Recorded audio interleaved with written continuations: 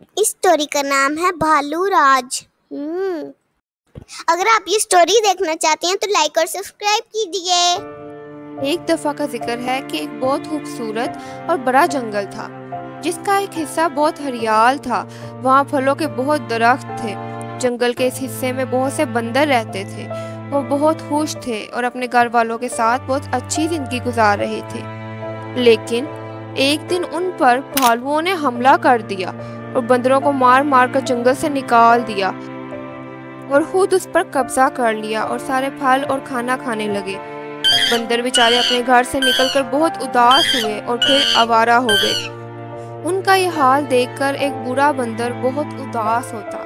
उसने एक मंसूबा बनाया और अपने सारे साथियों को बताया।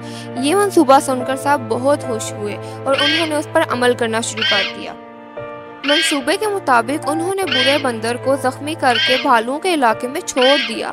जब भालू ने जख्मी बंदर को देखा तो गुस्से से कहने लगे, क्या तुम नहीं जानते कि यह हमारा इलाका है? और बंदर ने जवाब दिया कि मेरे दोस्तों ने मुझे निकाल दिया है क्योंकि मैं तुम्हारी गुलामी करना चाहता था। अब वो एक ऐसे जंगल की तरफ चले गए हैं जहाँ बहुत से फल और फूल हैं। भालू बहुत लालची थे। उन्होंने कहा, क्या तुम हमें वो जंगल दिखा सकते हो? बंदर फौरन मान गया। सब भालू तैयार हो गए और बंदर के पीछे पीछे जाने लगे। बंदर उन्हें एक ऐसी जगह ले गया जहाँ बहुत दलदल थी।